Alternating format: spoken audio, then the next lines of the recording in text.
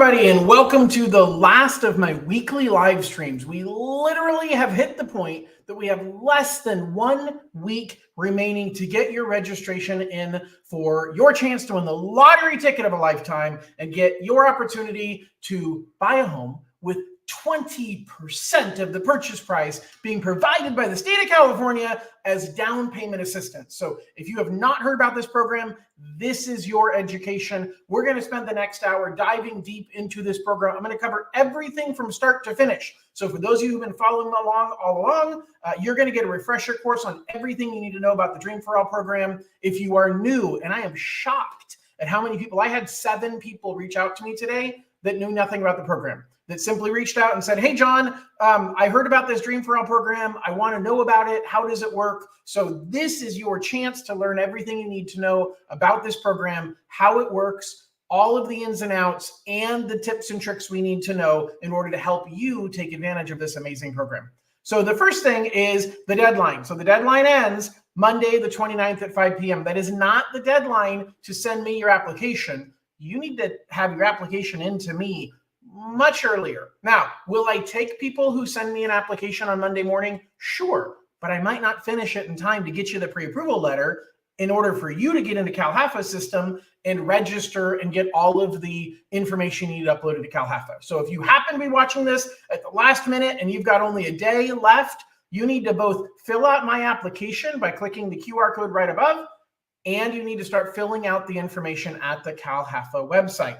So you might say, well, how do I get to the CalHAFA website in order to register? Let me show you. So I'm going to share my screen, and I'm going to show you where you need to go in order to get registered. So here we are. So this is the CalHAFA website. You just go to calhfa.ca.gov. And right here on the top, you're going to see California Dream for All. And as you scroll down, you're going to see a spot for home buyers right here in the middle. And when you click here, it's going to take you right here to this page.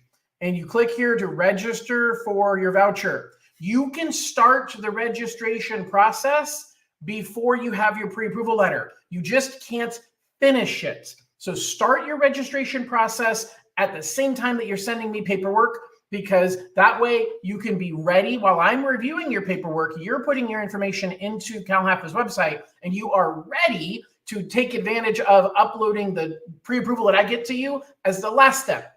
I'm finding it takes 30 minutes to an hour for you to fill out the information, and it has to be filled out. Everything has to be uploaded, and you have to submit your registration by 5 p.m. on Monday, the 29th. So you're going to want to get started right away. So you're going to go in here and you're going to click register for a voucher, and it's going to walk you through the process of registering. You're going to fill out, look, it's going super slow because, well, there's a bunch of people who are trying to get in there right now. And you're going to click apply now, and you're going to get a username and password, and that's going to be emailed to you. Then you're going to log in and you're going to actually submit your registration. So if you already have an account, you're going to click right here to log in, and it's going to take your information. So here's my login. You don't know my password, neener, just kidding. So you have to have your username and password. You're going to get into the Dream for All portal. I've got a complete walkthrough that I did earlier this month that you can find on my YouTube channel. But you're going to see right here where it says my application status is incomplete. You need your application status to say complete and submitted. And so I'm going to go into the application here that I started, and you're going to click, I think up here on the top is where it says start the application if you haven't already done it. And then once you are in the application, hold on here, edit voucher application, that's where I want to go because I've already done it. You've got to fill out all 6 of these sections. So you got to do borrower's information and adding your ID. You've got to fill out your address information, and you've got to be able to put what your mailing address is, what your home address is. You need to fill out your demographic information. Lots of people have been asking questions about why do they want to know if I have student loan debt? Why do they want to know if anybody served in the military or my race and ethnicity?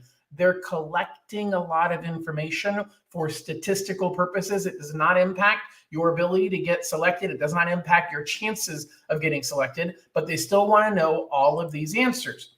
And then you're going to go into your eligibility information after this. And it's going to ask you to certify that you're a first-time home buyer. It's going to ask you to say, hey, who's my California resident? who is my first generation home buyer? And so they changed the answers to make it simple. Yes, you meet the first generation home buyer. And so which one of you is the first generation home buyer? You're putting all of this stuff in here. You're putting all of the information regarding your parents' information. Do you know who your parents are? Are they unknown, deceased, or out of the country? You're filling in their birth date and their date of death. You're putting in all of this stuff in here. And then, oh, by the way, you're uploading a pre-approval letter right here. And then you attest to all of this stuff. So why does this all matter? Because you can do all of this at the same time that you're sending in the pre-approval request to me. So you have got to do both. You've got to get your pre-approval letter and you've got to complete this information, and you upload your pre-approval letter right here in the first section, which says pre-approval. You're uploading your pre-approval letter here. So all of this information has to be filled out. All of this portal has to be finished, and you get to review and submit, and you have to submit this. So all parts must be 100% complete to submit, and you got to press submit before 5 p.m. next Monday night.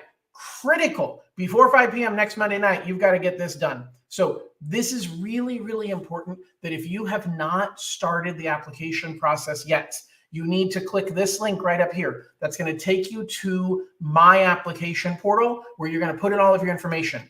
Here's the deal. We're out of time to have a consultation. So now is your time for a consultation. If you are watching live and you have questions, ask them in the chat. If you're watching this recorded, ask in the comments section and I'll reply to you. But I don't have the time to sit down and spend 30 minutes or an hour with you asking or answering questions. We have to get you into the portal. So if you're not in yet, you have to take the information I'm giving you in this 1 hour and decide, is this something I think is a good idea? Is this something I think I should do? If you think you should do it, you need to submit the application to me. You need to start the registration on the Cal HAFA website. And then once I get you the pre-approval letter, you finish the application.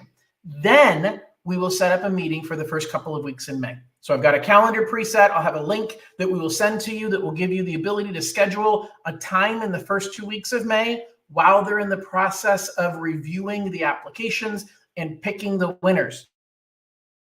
And during that time, we'll have a consultation. I'll answer all of your questions about the program, about how we can maximize your purchase price. What if you want to look at scenarios with more or less money out of pocket? Maybe you want to add a cosigner to go to a higher price. All of that can be done after you've submitted your request into the voucher portal. So the key right now is we have less than a week to get you into the portal. Into the portal is the key. If you are already in the portal, I am hearing, and CalHAF actually sent out an email to the preferred loan officer, that they are processing the applications to make sure they are complete.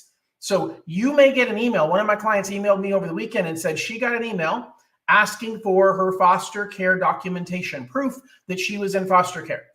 She got that email. She emailed me, I believe, on Saturday telling me that, and it gave her until the 29th to submit that information. Now, that's coincidentally the same day as the portal closes. I think they're given basically 9 days, 10 days to submit the information. So what Cal HAFA said today is just because you submitted your information into the portal, they are validating your information. Now, this I don't believe is the private investigation process, but maybe it is because they've given some mixed signals, but they're validating your information as they go. And if they have a question, they're emailing you now. So if you've already put your information in the portal, double check your status in the portal to see if it is asking you to provide additional information, because that's critical that you get it back within the timeline that they have given you. Now, I was under the impression they weren't going to ask for additional information except for other than for people who have been selected. Now, that may not be true because they're asking for additional information and the portal hasn't even closed. They cannot select, they will not select anybody yet. So pay attention now to the information, the emails you're getting, double check in the portal to make sure that you don't miss an opportunity to provide them additional documentation. Really, really critical to make sure that nobody misses that. All right, so I want to dive in and I want to really talk about what is the program. For those of you, again, who have no idea what the program is, I'm going to give you a full deep dive. For those of you who have been through this before, it's a really good refresher course for questions you may have once you get your voucher. And for those of you who don't get a voucher, I still want to sit down and talk with you about other ways to purchase a home. This is not the only way to buy a home. As a matter of fact, the Dream for All program is the single best and single most expensive down payment assistance program I have seen in my 24-year career. I have never seen a program better, as far as better being the amount of money it provides to you, and better being how much it decreases your monthly payment compared to not using the program. Never seen anyone better, but I've also never seen anyone as expensive. And so if you are thinking about buying a home and you are saying, man, I can't afford to buy a home at today's prices, I literally am unwilling to do it, and I'd rather stay as a renter, this is for sure the way to go. But if you have the means to come up with enough of a down payment and you're willing to pay your down payment, you're way better off coming up with your own money or using a different down payment assistance program. Why? Because you're giving up a significant part of your equity to the state. So what happens with this program is it's shared appreciation. So when you buy the home, you are getting 20%, up to 20%. Everybody's taking the 20%, up to a maximum of $150,000. So if you're buying a home at $500,000, you make a payment on $400,000, the state provides you $100,000, and that's your entire $500,000 purchase price. Now, if you turn around and you sell that home in 10 years and the price of that home is $700,000, well, the state put in $100,000 or 20% of the original purchase price. The simplest math is to say the state gets 20% of what you sell the house for. So if you sold the house for $700,000, the state gets $140,000. Now they gave you 100, it grew by 200,000. So therefore they're getting 20% of the growth, or 40,000, on top of the original 100. The math is the same if you simply say they get 20% of whatever the house is selling for, assuming the house went up in value. If the house goes down in value, they get back whatever they gave to you. So you don't decrease how much you pay them if the house went down in value. Chances of the house going down in value, look, it's unknown. The reality is nobody knows where house prices are going to go, but we do know that historically house prices have continued to go up over time, even during periods where prices have dropped significantly. They actually rebounded within 7 to 10 years. And I'm going to show this to you really quick. So I'm going to go to a website, St. Louis Spread. Hold on here. And I'm going to go median home price. I know you can't see it. I'm pulling it up in a second. Y'all are saying, John, I can't see it. You're not sharing it. I'm pulling it up right now. So we're going to see the median home price in the United States. And I'm going to pull this up in a chart right here. Boom. I'm going to smaller. That's bigger. I'm going to get rid of this banner here. Boom. All right. So if you look at house prices over the last, oh my God, this is going back to 1965. And we've got prices going up and they dip a little bit and they come back up. And they're going up and they dip, and they're going up and they dip, and they're going up and they dip, and they flattened out. Like here in 1990, we had a pretty serious dip.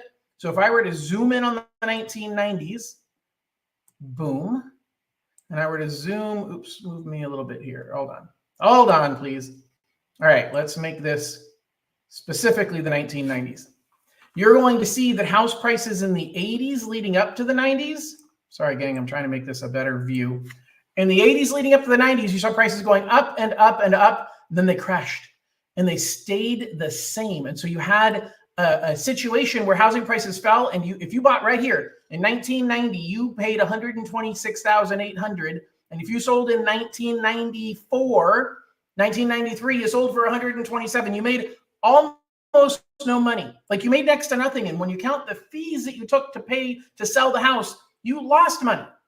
But if you go from 1990 to 2000, the property was up to 165,000 from the 126, a significant increase. There's never been a 10-year period. If we were to jump right here into the 2000s and you'd say, oh my God, John, here we have the run up from early 90s and it ran up to 2000s and here we are in the 126 and now it's 180 and it shot way up, and the average home price at the peak in 2007 was $257,000.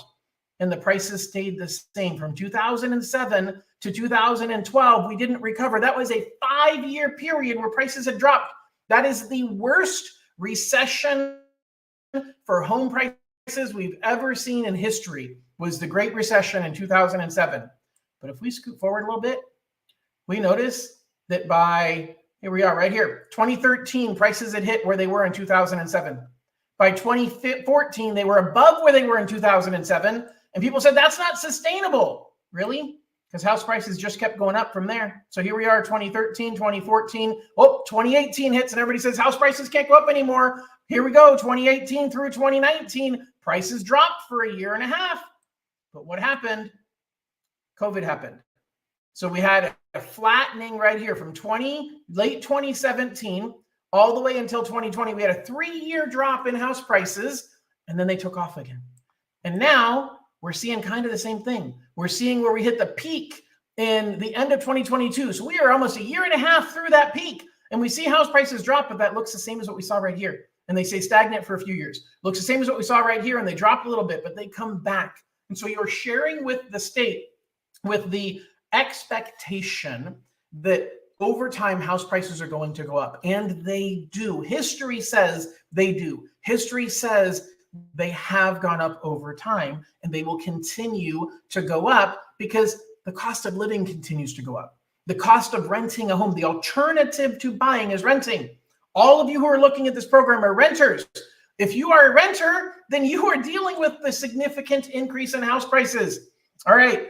And Angel asked a great question. Angel, this is the $1 million question. When are they going to announce the winners? They're not telling us. I'm happy to hear that they're vetting through the actual submissions to get information even while we're waiting for the portal to close. But they've got to go back through. They've got to find 4,000 winners because they've got 1,700 to 2,000. I'm rounding it up to 2,000. They've got 2,000 winners statewide. And they need to find a backup list, a waiting list exactly the same size. They've got to find 4,000 winners, and the state thinks about half the people they touch that they dig into are not going to meet the first generation homebuyer requirement, which means that they've got to go through 8,000 people to find 4,000. I don't know how long they're going to take. I hope it's only a couple of weeks. My gut says it's 3 to 6 weeks, but I don't know. I wish I knew. I wish they would tell us, but they have not. But we just got to keep hoping that we're going to get the information as soon as possible. So that was a great question. Thank you very much for that question, Angel. All right.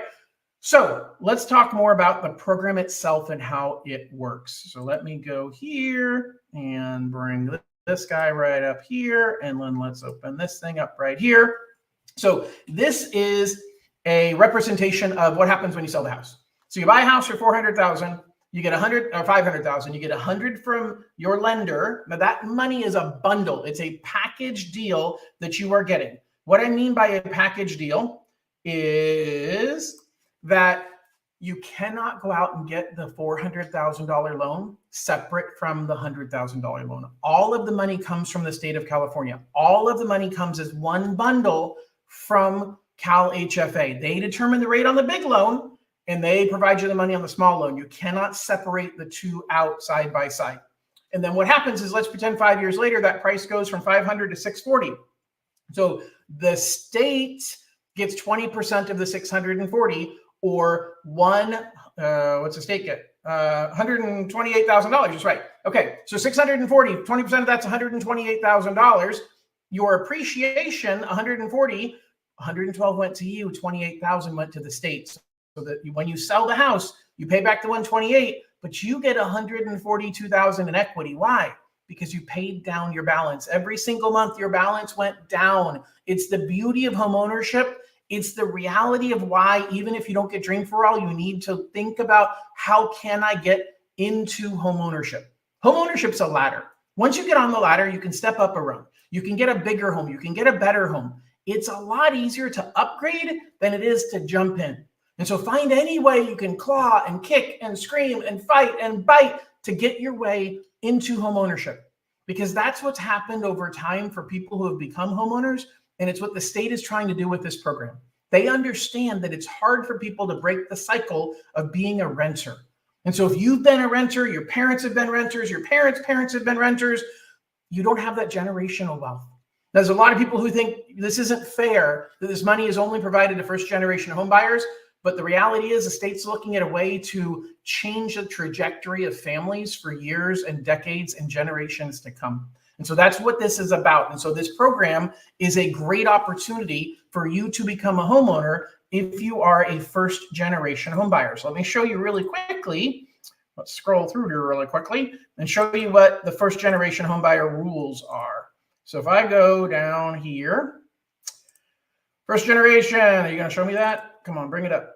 Why are you not bringing it up? Okay, let's do this. Oh, no. All right, well, I'm going to do it the old-fashioned way. Let's just go through the pages. First generation home buyer means three things. It means you have never had anything to do with a mortgage in the last 7 years. So you, the buyer who is the first generation home buyer, only one person needs to be first generation. That person has to meet all of these criteria. And that is they themselves have not had anything to do with a mortgage in the United States at all in the last 7 years. And that one person, their parents cannot own a home today. Or if they are deceased, they could not have owned a home the day that they died. So the system is very clear. The legislature decided these rules and they said, or decided the first generation requirement. It was Cal Haffa that came up with the rules. They said, look, how do we determine what first generation is? And they realized you can't really look back and say if your parents never owned a home, because if they had to sell their home before they died, then you didn't get the generational wealth that comes from home ownership. Now, some people say, yeah, but my parents own a house and it's a reverse mortgage and it's upside down. Well, they had to draw a line somewhere. And so you have to meet the criteria that you personally, one borrower, has to have not owned or had anything to do with a mortgage anytime in the last 7 years. And both that person's parents, not one, both of their parents need to have not owned a home now. We don't care if they owned a home last week or last month or last year. Your parents cannot own a home now, or if they passed away, they cannot have owned a home the day that they died. There's an exception, and that is if you are in foster care at any point in time growing up, then you have an exemption to the parents' rule of not owning a home today or never having owned a home. So this is really, really critical to understand. The other piece of this is you have to be a first-time home buyer. So first-time home buyer is very, very different. A first-time home buyer says you personally have not lived in a home owned by you or your spouse anytime in the last 3 years. Everybody on the loan must be a first-time home buyer. Nobody on the loan can have lived in a home anytime in the last 3 years that was owned by them or their spouse. One person on the loan also has to be a California resident. Okay. Now, one of the things that's important to understand is Cal Haffa approves, there's income limits, and they approve you based on qualifying income. So you can kick somebody off of the loan and say, hey, I don't want you on the loan because the income is too high. But that person cannot be an owner of the property. So it's important to understand that, because you cannot have any owners that are not on the loan, and you can't have anybody on the loan that is not an owner of the home. So it's really, really specific how Cal Haffa's rules work. All right, so let's dive into some of the other things about this program that you need to know. So first of all, when do you pay back the state? This is a point of confusion. A lot of people misunderstand. You pay back the state one of 3 times. When you sell the home, when you refi, or in 30 years, you will always pay back the state. You will always, always, always pay back the state. There's no way around paying them back. So when you sell, they use the price of the selling price of the home to determine their share of the equity. Oh, let me go back up. So you the owner, you the seller, pay all of the cost of selling the home, and the state gets 20% of whatever the gross sales price was of the home. So when you sell, they paid 20% in, they get 20% out. A lot of people think, oh my God, that's horrible, they're ripping you off. The truth is they're just a partner. They invested into your business, your home, your investment. They get a share of the money back out of it. So just don't freak out. It's not a big deal. It's not too much money. It's an appropriate amount of money because they are investing into your home. They are investing into your future. They are not, think about buying stock. Okay. When you invest in a business, you have 2 options. You can be a equity holder, a stockholder, or you can be a debtor. You can be a bond holder. Bonds say the business, the company, pays me back a set amount of interest over time. But if the business is really good, you only get the amount of interest that you agreed to. But if you're a stockholder, you get a lot of money if the business grows, and you get only a little bit or no money if the business retracts. The state is an equity shareholder in your home, but you don't have to make payments to them. You don't owe them any interest. You don't have to write them a check each month for that payment. But in return, they're a partial owner. They don't own your home. They're not truly an owner. But from a sharing of the equity perspective, they are an owner. Now, you don't have to decide. You don't have to get their permission to sell the house. You don't have to get their permission to do work on the house. It's your home, okay? But I want to warn you about one thing. Don't buy a home that's a fixer. Now, I know I'm kind of going off track here, but I'm going to cover a lot of different things. So don't buy a home that's a fixer. Why? Because you buy a home way below market value and you put all the work in fixing the home, you only get 80% of what that increased. If you've got a family home that you are buying way below market value, which I have a client that wants to do that and buy a home way below market value from family, and I'm trying to discourage this client from using Dream for All. They said, John, it's the only way I can afford the home. And I said, okay, I understand. But your family is giving you that home for a much cheaper price. The house is worth $600,000 and the family's willing to sell it to him for $350,000. So now, later on, when you go to sell the house, here's the deal. The state's not going to let you sell the house to your sister for well below market value. Okay? Everybody would do that. That's the one way everybody would try and get away from paying back the state is, hey, when I sell the house, I'll just sell it for less because I'll sell it to my sister. And that way, the bank, the state doesn't get any of the equity. They're not going to let you do that. So now you bought a home from your family for $360,000 that's worth $600,000. Now, all those $600,000 homes, they went up by $150,000, which means you would owe back the state on a $600,000 home. You'd owe them back the 20% that they gave you, and you would owe them back the 20% of the $100,000 that went up. So you'd owe them $20,000 in interest in equity share. But you bought this house for $360,000 and it's worth $600,000 today. So there's $240,000 of built-in equity. And when it goes up by $100,000, it's worth $700,000. That means you grew from what you bought it for to what you're selling it for, went from $360,000 to $700,000. That's a $340,000 increase. And the state gets 20% of that. The state only gave you 20% of the $360,000. They gave you $72,000 as a loan. And in exchange, you're paying them back 20% in appreciation on the $340,000. You're paying them back $68,000 in appreciation when the truth is they only deserve $20,000 in appreciation because the property should have started at $600,000 and gone up to $7,000 and you only owed them 20% of that. But instead, you owe them 20% of what the difference was between what you bought it for and what you were selling it for. So don't use this program to buy a house below market value from family, because the state is going to get 20% of that discount. Don't use the program to buy a home that you're getting a deal on. I had a client last year who bought a home at the exact same time as Dream for All. He would have been my 10th buyer. I had 9 people I helped. He would have been number 10. I talked him out of it because he was getting a house that was a dump. We barely got it to pass appraisal. We had to do a bunch of stuff to get what's called an escrow repair holdback or work done after close of escrow in order to have it meet conventional guidelines. And he got that house for a steal. He bought it literally for $360,000 and repaired. It was worth about $500,000. And he put about $50,000 in work into it. And so he ended up paying about $410,000 for a house worth $500,000. But the state wouldn't even take into account the $50,000 that he paid to do the work. They simply would say, hey, you bought this house for $360,000 and you turned around and the market didn't go up at all, but you sold it for $500,000.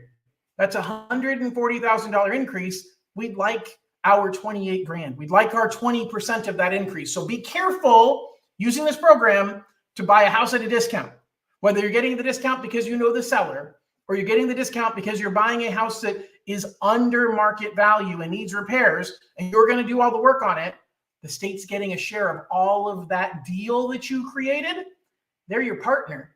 They're getting part of that deal. So be careful using this program to buy a home like that. All right, let's go back and keep going on when do you pay back the state. So you pay them when you sell. You pay them when you refinance. So you're allowed to refinance one time without pulling cash out. But the second time that you refinance without pulling cash out, by the way, you can refinance really for 2 reasons. To decrease your interest rates and use that lower interest rate to lower your monthly payment or pay your home off faster, or you're pulling cash out is the second reason. Now, if you're trying to pull cash out of the property, the state says you must pay us off at the moment you're pulling cash out. You have to pay our money back at that time with the cash out you're pulling out. So you basically, the state's the first person in line to get cash out of the property. You cannot pull cash out for yourself. You can't go get a home equity loan or a home equity line of credit on the property. Why? Because home equity loans or lines of credit want to be in second position. The state of California is in second position, and technically their loan is a loan that can grow. There's only a few loans out there that can grow. It's technically called negatively amortizing. The value owed to that lender gets higher over time. No bank wants to be behind a loan that's going to continue to grow because that impacts their security interest in your property. A bank is giving you a loan on a property because they know that the worst case scenario is you can't make the payment and they can foreclose. It sucks. I hate using the F word, okay? But it sucks. The bank gives you a loan because they know they can foreclose. But if the bank realizes, hey, wait a second, this house is worth $500 right now, and you took out $400,000 as your first, and you paid it down to $350, and that's, you bought it at $500, and you have a $100,000 second, so you owe a total of $450, and now the house is worth $600. And so the bank says, well, wait a second, there's $150,000 in equity, but that $100,000 you owe in the second is really bigger. We don't know how much bigger yet because we don't know how much it's going to be when you sell the house. So you're not able to go get a home equity loan or line of credit. You're not able to pull cash out of your house until you pay off the Dream for All loan. You need to be fully aware of that fact. So when you refinance, you must pay back the money when you refinance on a rate and term for the second time or when you pull cash out. And at that point, CalHFA is going to order an appraisal or do an online valuation. They are not going to use my appraisal. They're not going to use your appraisal. They're going to do their own to determine what the house is worth, which is exactly the same thing they're going to do in 30 years when you pay off your primary mortgage. You either have to, in 30 years, if you never refinance, so many people say, John, I'm just never going to refi. Because if I never refi, I never have to pay back the state. It's not true. Okay, it's not. It's just not true. I'd love to say it's true, but it's not true. CalHFA, the state of California, the government will always get their money. Okay, they will always get their money. And so they are loaning you this money, knowing that at some point in time, you have to pay it back. Now you're going to say in 30 years, how am I going to have the money to write a check to the state for that much money? Well, you have a house that's owned free and that's not owned free and clear, but you don't have a first mortgage anymore. So you just take out a new loan. Okay, 30 years from now, I hope I'm not still doing this, but I've been doing it for 24 years. I'm getting gray. I'm thinking in 30 years, I should be long retired, but my kids maybe will do it. Who knows? Anyway, in 30 years, you go to the bank and you say, hey, can you give me a mortgage to pay this off? And they'll happily do it. But now you have another payment you're making. Okay. So just be aware. If I've got some people who are saying, John, I want to build wealth through home ownership and I want to use this program to do that. That's great. But you're going to owe more money later. And they're saying, but I want to pay down the balance faster. And that's great, but you're going to owe more money later. And so if you have the cash or can get money from family to do a loan without using the state's money, you are definitely going to be better off. By the way, got a lot more people that have joined us live. So if you have any questions about anything, feel free to jump in and ask those questions. This is our last of our weekly live streams leading up to the Dream for All registration portal closing next Monday. And as a refresher, if you have not already gotten pre-approved, you're almost out of time. Click the QR code in the top right corner and you can start the process. You need to get me your information as quickly as you possibly can. All right. So how's the money going to get distributed? This is the next step of what's going to happen. Okay. So the state right now is collecting registrations, and in the collection of registrations, they are figuring out what region you live in right now. Not where you're going to buy, but what region you live in. Now, this is the Dream for All loans done last year. So if you look at this, let's make this bigger so you can see it a little bit bigger. If you look here, you're going to see that the Los Angeles, as an example, 9% of the Dream for All loans went to Los Angeles last year, and it is 25% of the state's population. The Inland Empire, 14% of the Dream for All money went there, yet it was only 11% of the state's population.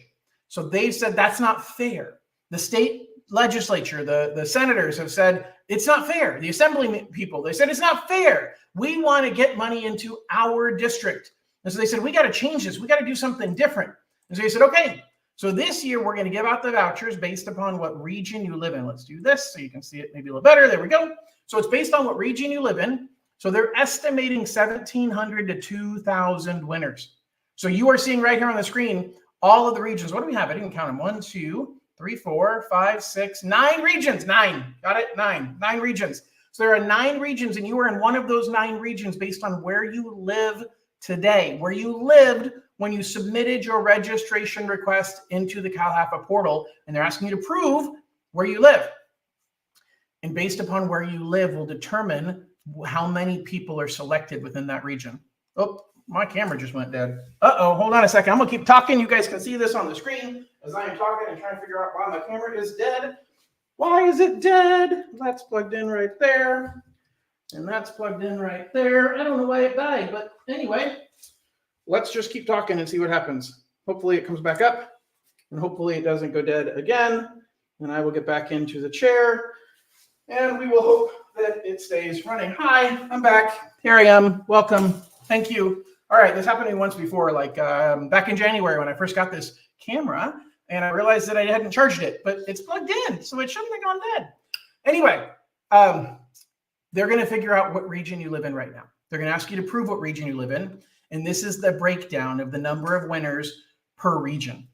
Now, I've had people who said, John, I'm in the middle of moving. I'm going to move from Los Angeles County to the Inland Empire. Should I register living in LA, or should I register living in the Inland Empire? It's hard to say. Statistically, there are more winners in Los Angeles, but there's also more people living there. So it's a crapshoot.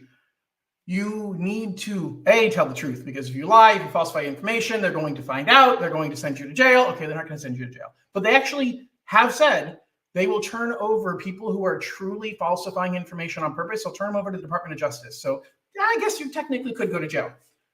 This is what's going to happen over the next few weeks to a month and a half. My guess, 3 to 6 weeks from when it closes in a week, for them to process the background checks. They are going to check. Somebody asked on one of my channels today, I did not have a chance to respond to it, but they said, how are they going to know that my parents own a home right now? Because they've hired private investigators. They have hired a private investigation team to go through and validate. Now, they said they're not going to have the private investigator validate everybody, because that would take forever. They expect over 20,000 applicants. So there's going to be 1,700 to 2,000 winners, and they expect over 20,000 applicants registering. And I have a feeling it's going to be more than that. So you're talking about A, less than 10% of the people who register have a shot at winning based on those numbers. B, there's a lot of people for them to go through and validate through the private investigation process. And that's what I'm worried is going to take time.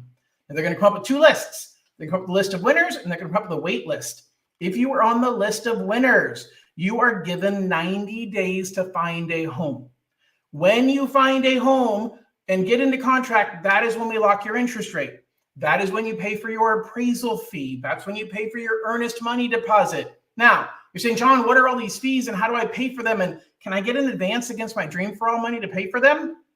No, you have to come up with that money out of pocket. And that's part of the strategy that we're going to talk about. So over the next month, I'm going to be doing more and more videos on my YouTube channel explaining these things, explaining the home buying process, explaining everything you need to know about what money you need up front, ways to negotiate to get an offer accepted. Because you have 90 days to get an offer accepted. And at that moment is when we lock in your interest rate. So between now and then, rates are bouncing around.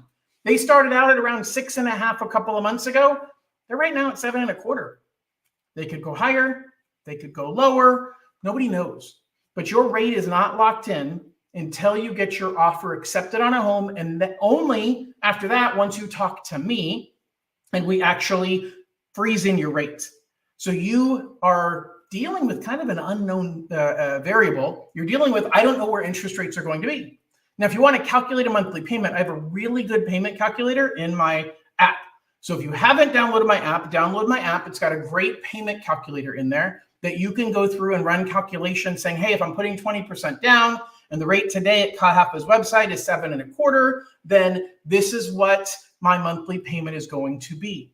So you can get really accurate numbers, because a lot of the numbers you see online are not accurate. They don't give you proper taxes and insurance, or they're assuming that you're paying the taxes and insurance separately and they're only telling you the principal and interest, or they're they're basing the payment on an adjustable rate mortgage. There's lots of things they do to play with numbers to make the numbers look better. The reality is the math is the math. The interest rate, the purchase price, your down payment, that's what goes into what your monthly payment is. But remember, you can only put so much money down. You're not allowed to put more than 5% of the purchase price out of your pocket. That's it. So when you look at how much you can put down, I think I have a spreadsheet about this. Maybe I do, maybe I don't. Okay, maybe I don't. Anyway, I do, I just don't have it up. But you can only put a certain amount. Actually, let me see if I do. I know I do. Oh, yeah, it's part of this spreadsheet right here.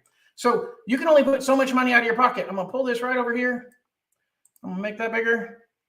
I'm gonna make myself smaller. Boom, the miracles of technology. I'm gonna make this bigger. I'm gonna show you that depending upon your purchase price, if you are, oh, I lost the first tab. Let's go over here. Beautiful. All right, so if you're buying a $500,000 home, then the most you can put out of your pocket is $25,000 or 5%, $100,000 from the state, which means your smallest loan amount is $375,000. You can't put more down than that. That's the most you can put out of pocket is $25,000 of your own money. This column represents how much you can put out of your own pocket. I just broke it. No, I didn't. Okay, good. That's how much money you can put out of your own pocket is the red numbers. So if you're buying a $1 million home, your money from the state stopped growing. You can't get more than $150,000 from the state, and you can't put more than $50,000 of your own money towards down payments. So now you're dealing with the most you have is $200,000 for that $1 million home. Now, the good news is that's 80%. You don't have mortgage insurance. But if you buy a home of over $1 million, you will have mortgage insurance. There's no way around it because it's impossible to put 20% down because the most you're allowed to put down is 5% of your purchase price out of your pocket. You can pay closing costs, but 5% of the purchase price and the $150,000 from the state. And as soon as you buy a greater than $1 million home, you're going to have mortgage insurance. Now, there's multiple ways to pay for the mortgage insurance. You can pay it as a monthly fee, or you can pay it as a one-time fee. Okay, this is going to be fun because my fun little camera is somehow not charging, and so we're gonna wrap this up a little bit sooner if this happens again. Let's try and plug this in somewhere else, guys. Sorry about that. I'm gonna take this guy right here and give me 2 seconds to try and plug it in another spot. The good news is you can still hear me, and you're still seeing the part on the screen that talks about down payment. And in 5 seconds, I'm gonna hopefully get my camera back up and running. Lost a little bit of my light. So let's plug that guy right in there.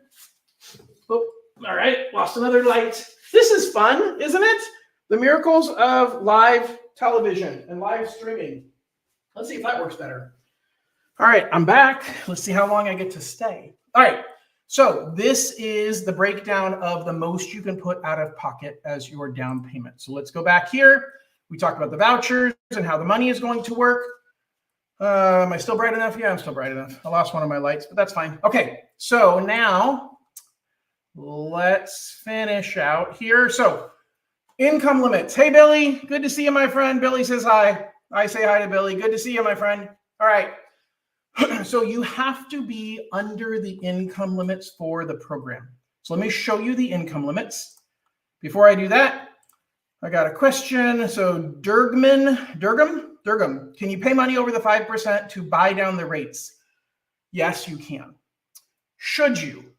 That's the $1 million question. Hold on, I'm gonna double check and make sure this thing's plugged in really good right there. Yes, it is. Okay. All right.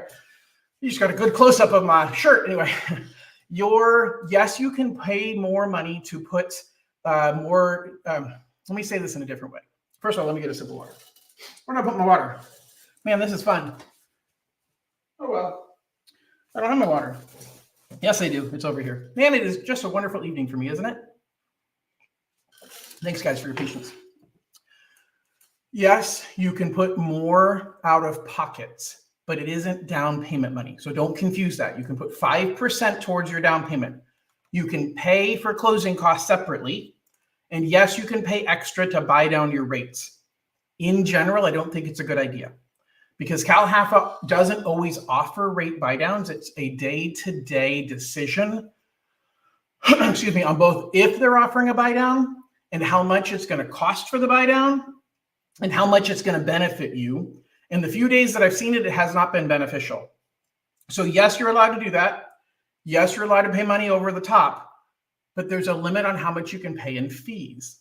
And so once you start doing more in buy downs, there's a limit from the state of California, not because of CalHFA, because of state finance law that limits us on how much we can charge you in fees. And so there becomes a point when we can't have you buy down the interest rate unless you're using seller credits to buy down the interest rate. So now it starts becoming a creative negotiation with the seller to say, hey, Mr. Seller, I'm willing to buy your house for this price and I'll pay you extra, but I need you to use that extra to pay me back some money for closing costs, not because I need the money, but because the state won't let me use my money. If I was a seller, I'd be wondering if I could just work with somebody a little more simple. And so that's part of your problem, Durgam, is that you're going to be up against sellers you're going to be up against buyers that are competing to buy the same homes that you're trying to buy.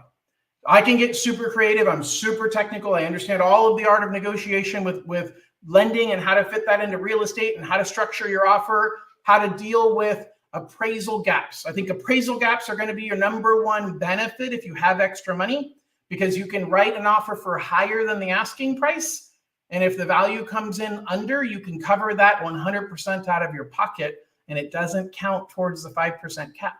Because you're allowed to put 5% down payment, but you're also allowed to cover any shortage on the appraisal.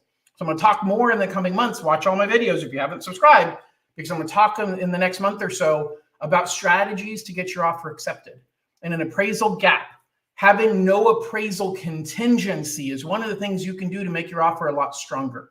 Having no loan contingency, because we're going to get your loans. Everybody who is a recipient of a voucher, we're going to get their loan into underwriting, so we have a full underwriting approval so that you don't have to worry about having a loan contingency. So if you have extra cash in your pocket, you can use that money to pay for a shortage on the appraisal. You don't have to have a loan contingency because we're going to have your loan fully underwritten. And now the only contingency you need is your inspection contingency. That gives you time to look at the home, to determine with a home inspection, with a roof inspection, with whatever inspections you and your realtor feel are appropriate. And there goes the camera again. So clearly there is something wrong with my camera.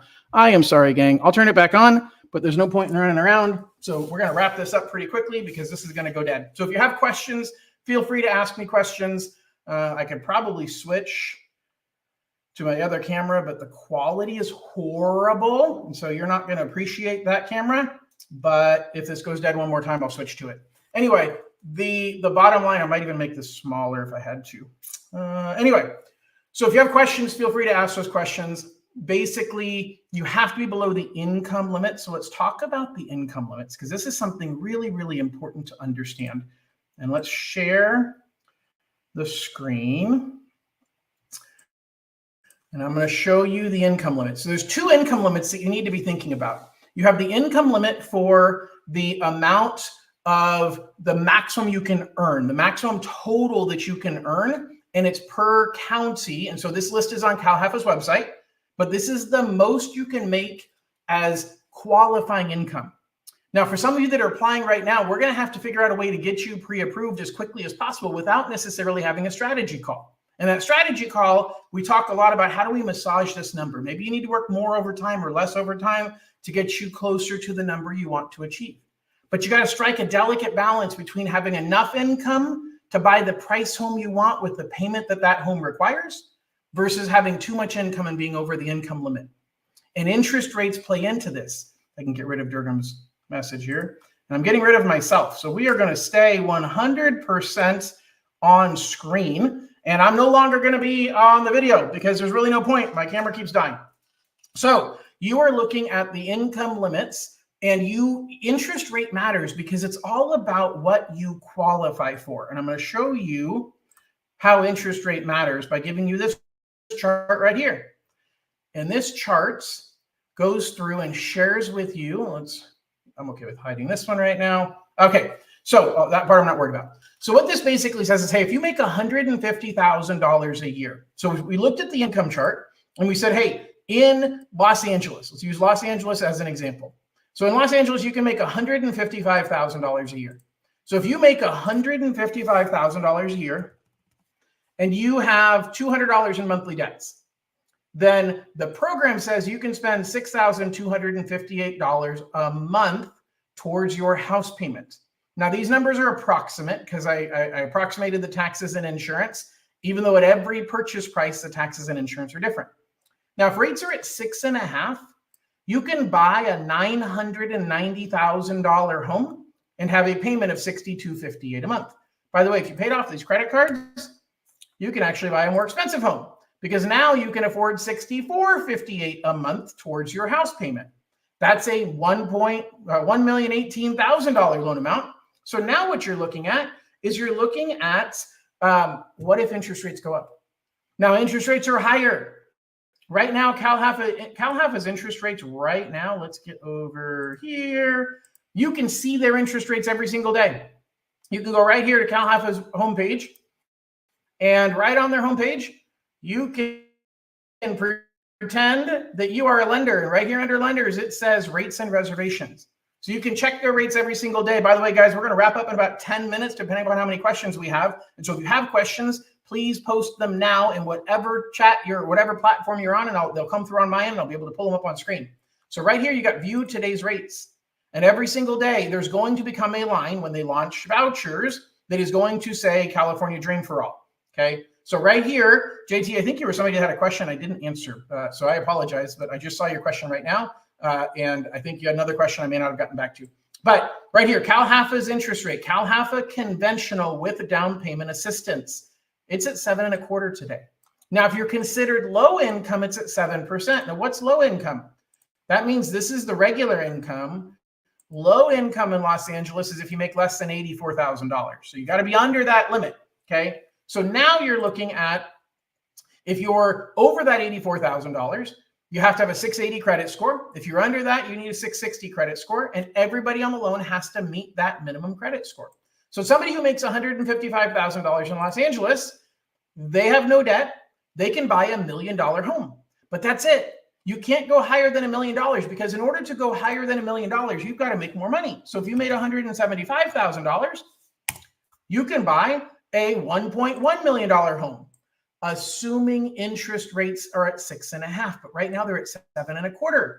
So that loses $70,000 of your buying power. $70,000 of your buying power is lost because interest rates are up by 0.75%. So you will have 90 days to shop for a home. Now, JT asked a question, and I'm going to answer that in a couple of ways. So when you get pre-approved, if you're not yet pre-approved, you need to get it now. Scan the QR code at the top of the screen.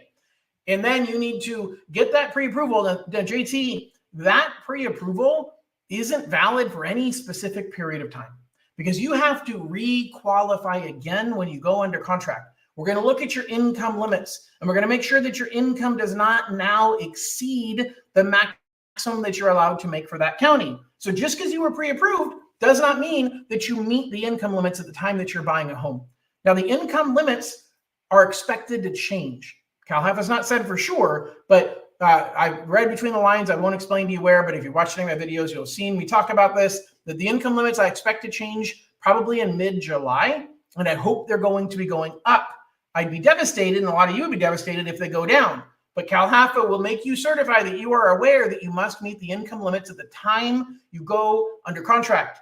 So JT, your pre-approval is not for any length of time.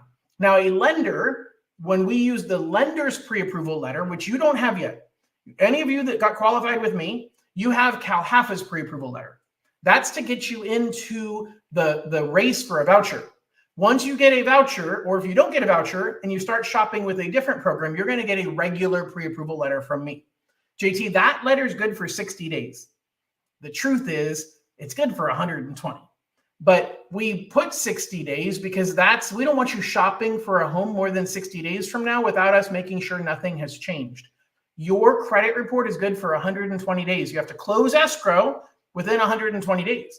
But it can take 30 to 45 days to close escrow. Now, we can get it done in as quick as 15 days, but you don't want to be writing an offer on the 110th day for a credit report that expires in 10 days. So that's why your pre-approval letter, once you get a true pre-approval letter, Most lenders are putting 60 to 90 days on that letter. Your Dream for All pre-approval letter isn't really a pre-approval letter. It doesn't have a timeline on it. So JT, hopefully that answered your question. If it didn't, let me know or ask me in a different way, but hopefully that explained it. So guys, you have to meet the income limits and you have to meet the loan program guidelines. So let's go through here really quickly. Talked about first generation, has to be no more than 5% of your own funds up to 150 grand. You can use it for down payment and or closing costs. Use it to increase your buying power or lower your monthly payment. I want to show you what the numbers look like. Now, what's funny is when I created this actually last year at the first Dream for All, I'm using the same figures over again. And what's interesting is these numbers back in January, February was like, oh my God, John, you're showing 6.99 as an interest rate and rates are at 6.3 to 6.5. Well, guess what? They're now at 7.25. So these numbers are low. But if you were doing a traditional loan, the conventional loan with 3% down on a $400,000 home, you need $27,000 out of pocket and you have about a $3,300 a month payment. Okay. If you did that as an FHA loan, you could stretch your buying power a little bit because you can buy around 410 because rates are a little lower on FHA, but you need a little bit more cash to close. But this is where Dream for All comes in because the third option is the Dream for All option. Trust me, that third option is Dream for All with 20% down. You're buying a home, $400,000 loan amount, $100,000 from the state. You're paying your own closing costs. And for the same monthly payment, you were able to buy a $500,000 home instead of a $400,000 or $410,000 home. But here's the cool thing. You can also get into it with no cash needed. You can get into it with almost no cash to close by just increasing your loan amount and drops your purchase price a little bit. And now we're using 4 to 5% of your Dream for All money to pay for the closing costs. Now I'm buying out your mortgage insurance. So you don't have mortgage insurance in here. That's part of the extra closing cost when you're putting less than 20% as a down payment. But this is how having the Dream for All program gives you a lot more buying power, between $70,000 and $100,000 in increased buying power by using this program. Now, if you said, John, I'm okay at $500,000. I just don't want to spend $4,200 a month for a $500,000 home. So how can I use this to make my payment cheaper? Well, if you went to an FHA loan for the same price, you could get a little bit cheaper payment because your interest rate's a little bit cheaper on FHA. But Dream for All is the key. With the Dream for All program, you are $876 a month cheaper at the exact same interest rate because you are simply paying for the down payment through the Dream for All program. And so you're needing less cash out of pocket and you have a significantly lower monthly payment, or you can take the best of both worlds and say, you know what, let's buy a $500,000 home and let's have a payment of about $3,400 a month and need next to nothing out of pocket. So if you make less than 80% of the area median income, you actually get some extra benefits. You have a lower required credit score, you get a better interest rate, and you only pay back 3/4 of the appreciation that everybody else pays back. And if you're putting less than 10% down, you have cheaper mortgage insurance.